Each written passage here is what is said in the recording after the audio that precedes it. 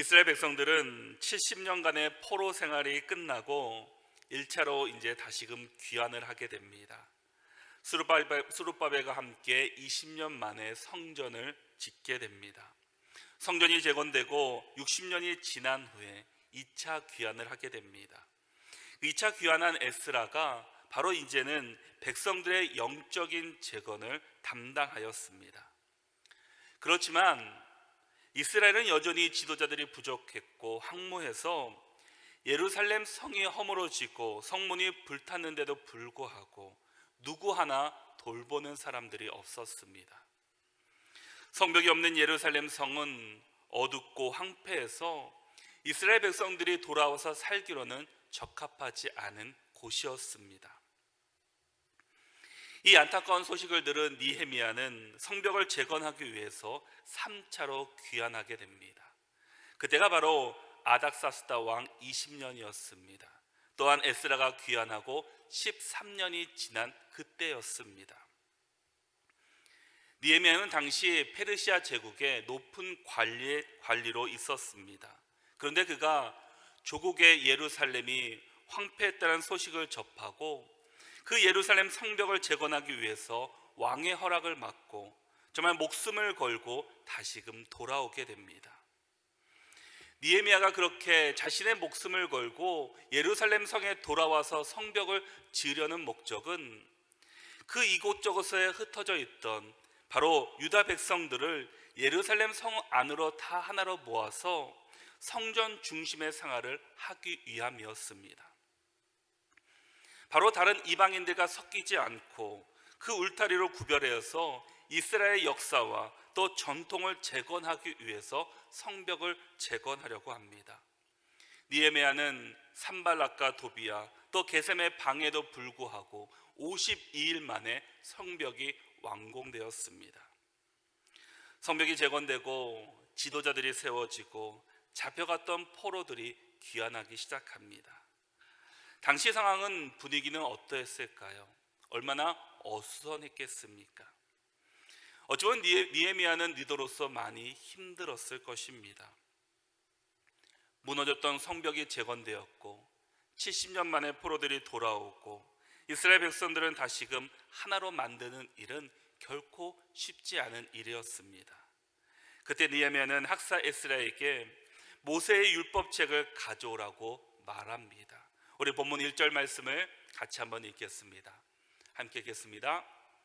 이스라엘 자손이 자기들의 성읍에 거주하였더니 7째 달에 이르러 모든 백성이 일제히 수문학 광장에 모여 학사 에스라에게 여호와께서 이스라엘에게 명령하신 모세의 율법책을 가져오기를 청하매 아멘. 느헤미야는 성벽 재건 공사 후에 모든 백성들을 수문학 광장 앞으로 모이게 했습니다. 그리고 에스라에게 명령합니다. 모세의 율법책을 가져오라고. 우리가 여기서 중요한 것을 한 가지 생각해 볼 것이 있습니다. 지도자들 또 예배자, 특별히 믿음의 백성들은 먼저 말씀 앞에 서야 합니다. 어떠한 상황에서 있든지 어떠한 상황에도 불구하든지 우리가 먼저 서야 될 곳은 바로 하나님의 말씀 앞입니다. 아무리 재능이 뛰어나고 지식이 풍부하고 많은 경험을 갖고 있는 풍부한 리더십이 있다 할지라도 우리가 먼저 바라봐야 될 곳은 바로 하나님의 말씀입니다. 바로 하나님 말씀 앞에 서야 합니다. 특별히 여호수아는 모세가 죽고 나서 그 뒤를 이어서 이스라엘 백성의 지도자가 되었습니다. 60만 이상 남녀노소 다 합치면 200만 명이 넘는 이스라엘 백성들을 이끌어야 하는 지도자였습니다. 얼마나 두렵고 떨렸을까요? 그런데 여호수아 1장 7절의 말씀을 보면 이렇게 말씀하고 있습니다. 오직 강하고 극히 담대하여 나의 종 모세가 내게 명령한 그 율법을 다 지켜 행하고 우로나 좌로나 치우치지 말라. 그리하면 어디로 가든지 형통하리니. 하나님께서 여호수아에게 주신 말씀은 율법을 다 지켜 행하라고 말씀합니다. 다른 것을 먼저 바라보는 것이 아니라 여호수아에게도 너는 먼저 하나님 말씀을 지키라고 말씀하고 있습니다. 하나님께서 여호수아에게 좌우로 치우치지도 말고 세상 것을 바라보지 말고 오직 하나님만을 바라보며 하나님의 말씀을 지킬 것을 명령하고 있습니다. 지금 이스라엘 땅은 어수선하고 복잡한 상황이었습니다. 이러한 상황에서 에스라는 율법을 낭독하고 말씀을 해석하고 있습니다. 바로 여기서부터 이스라엘의 부흥이 시작되고 있음을 바라보게 됩니다. 바로 부흥은 하나님의 말씀으로부터 시작되는 것입니다.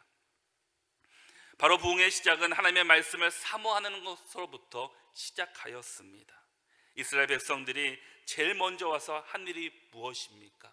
바로 하나님의 말씀을 듣는 일이었습니다.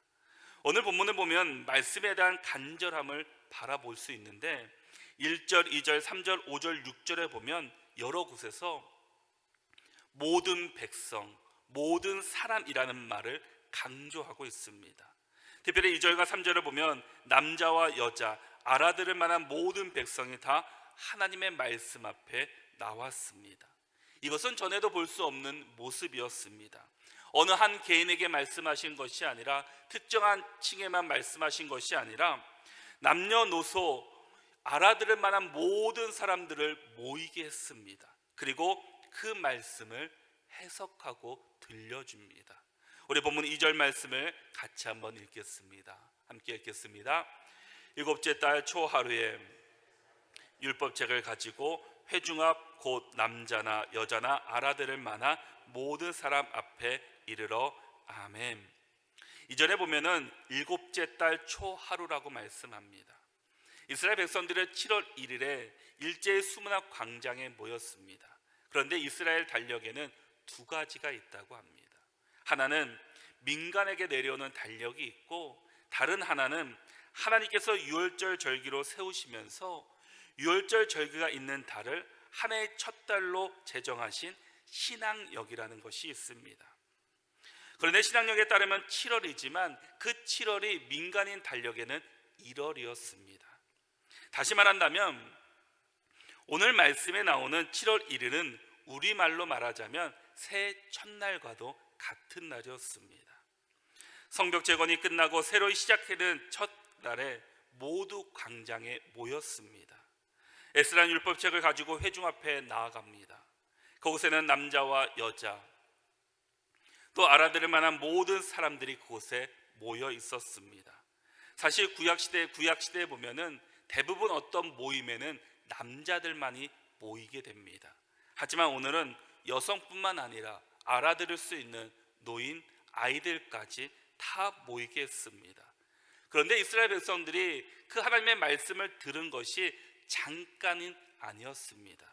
오늘 보면 3절에 보시면 수문학 광장에서 새벽부터 정오까지라고 말씀하고 있습니다.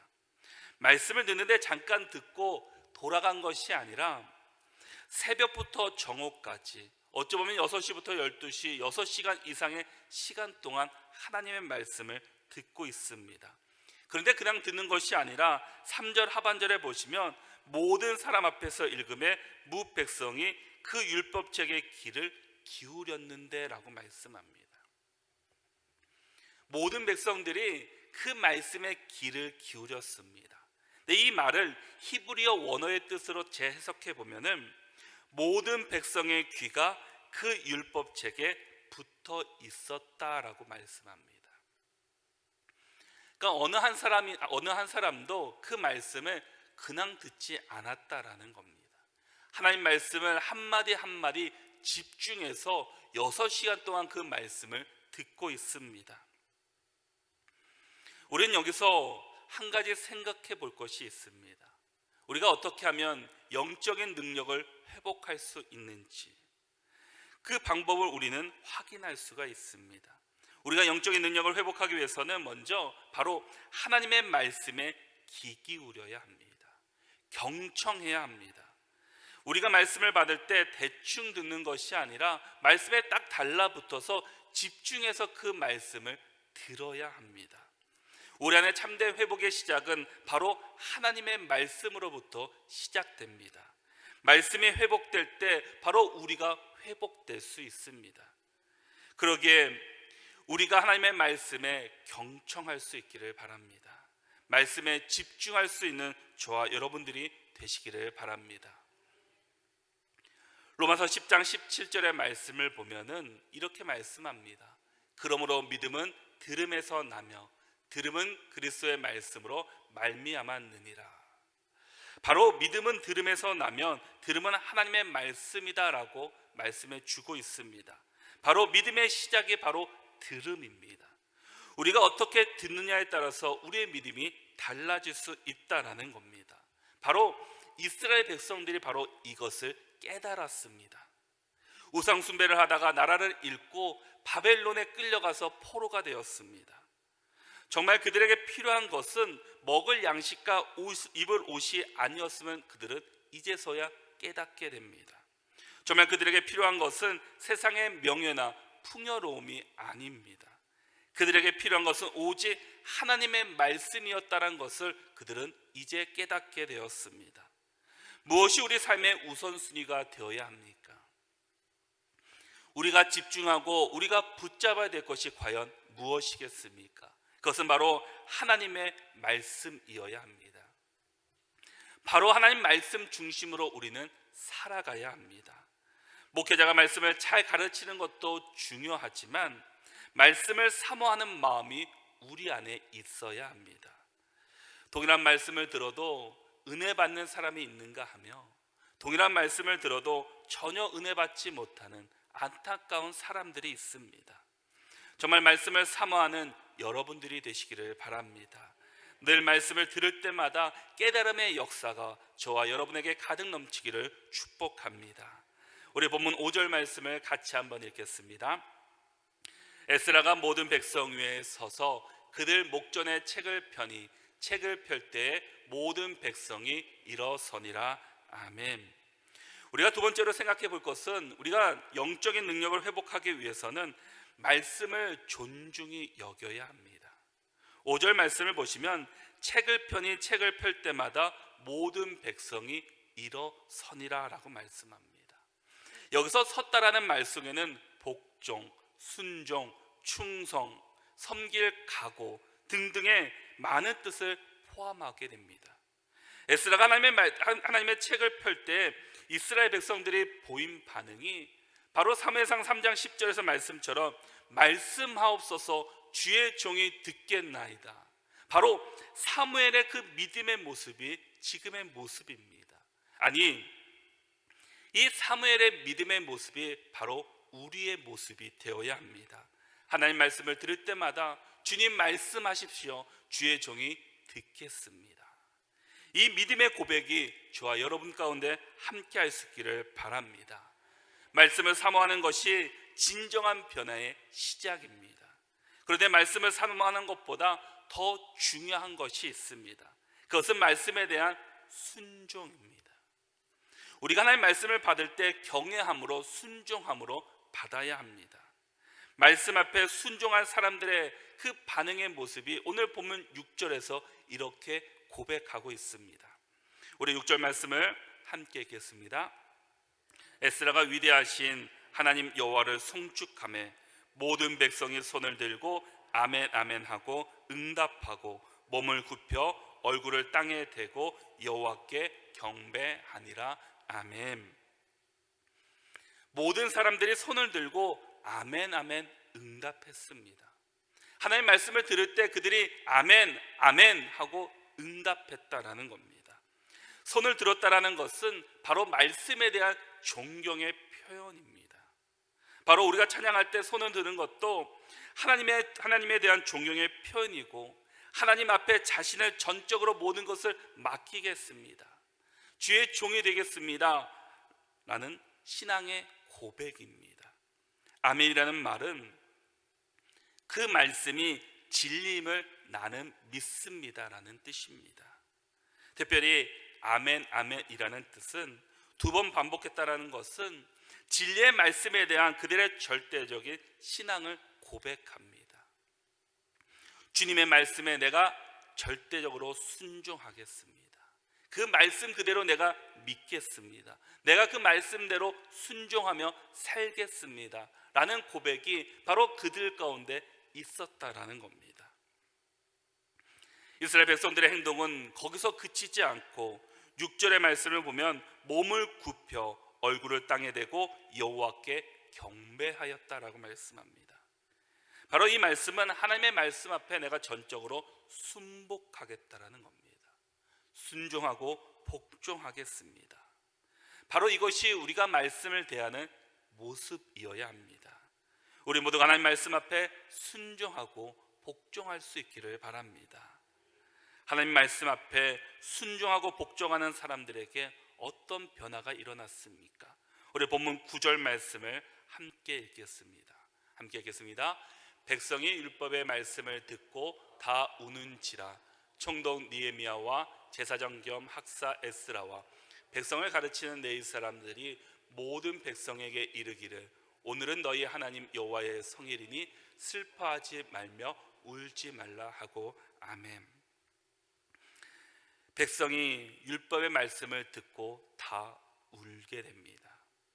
그들은 말씀을 듣고 깨닫고 나서 울었습니다. 그들이 왜 울었을까요?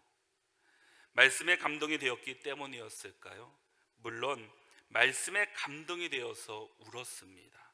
그러나 느헤미야 전체의 문맥을 살펴보면 그들의 눈물은 말씀을 듣고 나서 죄에 대한 통회함에서 오는 눈물이었습니다. 우리가 하나님의 말씀을 올바르게 깨달으며 우리 안에 일어나는 것이 바로 회개입니다. 말씀을 올바르게 깨달을 때 내 안에 있는 죄가 보이게 되고 그 죄로 인해서 우리가 회개의 역사가 나타나게 됩니다. 그들은 율법을 듣고 깨달았을 때 자신들의 죄로 인해서 하나님의 성전이 파괴되었다는 것을 보게 되었습니다. 그들은 말씀을 듣고 자신들의 죄로 인해 성벽이 무너지고 있음을 보았습니다. 그들은 말씀을 듣고 자신들의 죄로 인해 하나님의 백성들이 이방의 포로가 된 것을 깨닫게 되었습니다. 그들은 말씀을 듣고 성벽을 건축하는 과정에서 이방인들이 두려워서 그들과 적당히 타협하며 살았음을 이제서 깨닫게 됩니다. 그들은 말씀 앞에 자신들의 죄로 인해 울지 않을 수 없었습니다.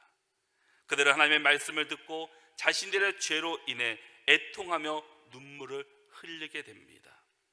우리 또한 말씀을 듣고 내 안의 죄로 인해 우리도 울어야 합니다.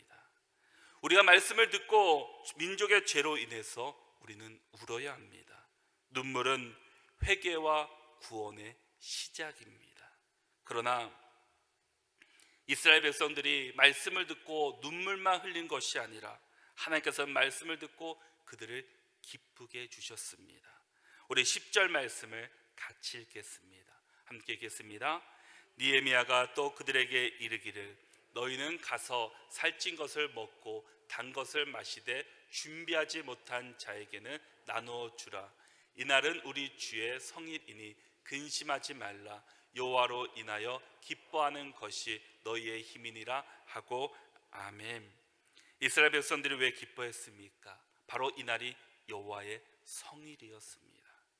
여호와의 성일은 하나님의 날, 하나님이 기뻐하시는 날, 하나님을 기쁘시게 하는 날, 하나님께서 우리에게 복을 주시는 날이 바로 그날이었습니다. 그들은 이제서 하나님을 온전히 바라볼 수 있었습니다. 하나님의 말씀을 듣고 회개의 역사가 일어나고 그 회개 가운데 하나님이 나의 하나님이시고 하나님을 통해서 참된 기쁨을 그들은 깨닫게 되었습니다. 그것뿐이 아니었습니다. 12절 말씀을 함께 읽겠습니다.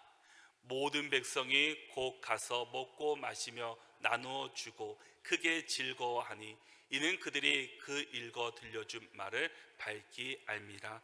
아멘. 하나님의 말씀에 은혜 받고 깨달았더니 그들의 모습이 어떠했습니까? 바로 초대교회 성도들의 모습과 같았습니다. 사도행전 4장 32절의 말씀을 보면은 믿는 무리가 한 마음과 한 뜻이 되어 모든 물건을 서로 통용하고 자기 재물을 조금이라도 자기 것이라 하는 이가 하나도 없더라. 초대교회 성도들은 은혜를 받고 변화되자 자기 것을 자기 것으로 여기는 사람이 없이 다 나누어 주었습니다. 12절 말씀에 보니까 모든 백성이 곧 가서 먹고 마시며 나누어 주고 크게 즐거워했다라고 말씀합니다. 바로 이스라엘 백성들도 은혜를 받고 큰 기쁨이 있자 나누어 주고 크게 즐거워하고 있습니다. 하나님의 말씀을 깨닫고 하나님의 말씀이 그들 안에 들어오자 그들은 진정한 기쁨을 맛보게 되었습니다. 그들의 모습이 달라지기 시작합니다. 바로 우리 안에 참된 기쁨, 참된 평안을 얻기 위해서는 우리 안에 하나님의 말씀으로 채워져야 합니다. 하나님의 말씀이 우리 안에 채워질 때 우리가 세상에서 줄 수 없는 참된 기쁨과 참된 평안을 우리가 느낄 수 있게 됩니다. 기독교는 말씀의 종교입니다. 모든 예배에서 말씀이 빠진 것이 없습니다. 늘 말씀을 가까이 해야 되고 늘 말씀을 묵상해야 되고 늘 말씀을 듣고 읽어야 합니다. 이스라엘 백성들이 가장 먼저 한 행동이 무엇이었습니까? 하나님의 말씀을 듣는 것이었습니다. 경청하는 것이었습니다. 바로 우리에게도 이런 믿음이 있기를 바랍니다. 우리가 어떤 상황에서든지 하나님의 말씀을 가까이 하고 말씀을 듣기 위해서 우리는 힘써야 합니다. 늘 말씀을 사모하며 말씀을 가까이 하고 말씀을 들을 수 있기를 바랍니다. 또한 우리는 하나님의 말씀을 존중히 여겨야 합니다. 하나님 말씀 앞에 순종하고 그 말씀대로 살고자 우리는 힘써야 합니다. 말씀의 능력은 그 말씀을 받고 그 말씀대로 살아갈 때 능력이 나타납니다. 말씀의 능력을 가지고 살아가는 저와 여러분들이 되시기를 바랍니다. 우리 그리스도인들에게 가장 중요한 것은 예배를 사모하며 말씀을 사모하는 겁니다. 그리스도인들에게 가장 중요한 것은 바로 말씀입니다. 어떠한 상황 속에서도 우리가 말씀을 붙잡고 바라봐야 하는 것이 그리스도인들의 모습이어야 합니다. 왜 우리가 하나님 말씀 앞에 서야 할까요? 히브리서 4장 12절 말씀입니다. 우리 히브리서 4장 12절 말씀을 한 목소리로 같이 한번 읽겠습니다. 하나님의 말씀은 살아있고 활력이 있어 좌우의 날선 어떤 검보다도 예리하여 혼과 영과 및 관절과 골수를 찔러 쪼개기까지 하며 또 마음의 생각과 뜻을 판단하나니. 아멘. 하나님의 말씀만이 살아있고 활력이 있습니다. 그리고 혼과 영과 관절 골수를 찔러 쪼개기까지 합니다. 그리고 우리의 마음과 생각을 올바른 길로 인도해 주십니다. 그러기에 우리는 하나님 말씀 앞에 온전히 서야 합니다. 우리는 예배자입니다. 하나님이 기뻐하시는 예배는 바로 우리의 몸으로 드리는 삶의 예배입니다. 그러기에 우리 모두가 정말 하나님 말씀 앞에 온전히 설 수 있기를 바랍니다. 우리가 함께 부를 찬양인데요, 말씀 앞에서라는 찬양입니다. 그 찬양의 가사를 보면 이렇게 적혀 있습니다. 말씀 앞에서 경외함으로 주께 홀로 섭니다. 생명의 말씀 읽고 순종해 주를 예배합니다. 기록된 말씀 힘이 있어 진리로 우리를 거룩해 하며 거룩한 말씀 세세 영원히 복음이 되어 말씀하시네. 하나님 말씀에 두려워 떠는 자, 그 말씀에 생명을 거는 자, 한 사람 찾으시는 주님의 약속을 믿어 하나님 말씀에 운명을 거는 자, 순종하며 주 따라가는 자, 영원한 하나님 나라 이뤄갈 주의 교회여 일어나라. 아멘. 지금 우리가 참 힘들고 지금까지 경험해 보지 못한 시대를 우리는 살아가고 있습니다. 코로나로 인해서 마음껏 예배드리는 것이 어려워졌습니다. 참 모이는 것도 힘들고 눈치가 보입니다. 그러나 하나님의 사역은 지금도 이루어지고 있습니다. 그 사역을 감당한 한 사람을 지금도 하나님께서는 찾고 계십니다. 그 한 사람이 바로 말씀 앞에 두려워 떠는 자, 그 말씀에 생명을 거는 자, 하나님 말씀에 운명을 거는 자, 순종하며 주 따라가는 자, 그 한 사람을 지금 하나님께서는 찾고 계십니다. 그 한 사람이 저와 여러분이 될 수 있기를 축복합니다. 저와 여러분들이 정말 영적인 능력을 회복하여서 정말 하나님의 좋은 일꾼이 되어서 하나님 나라를 위해서 하나님께 귀하게 쓰임 받는 우리 모두가 다 되시기를 바랍니다.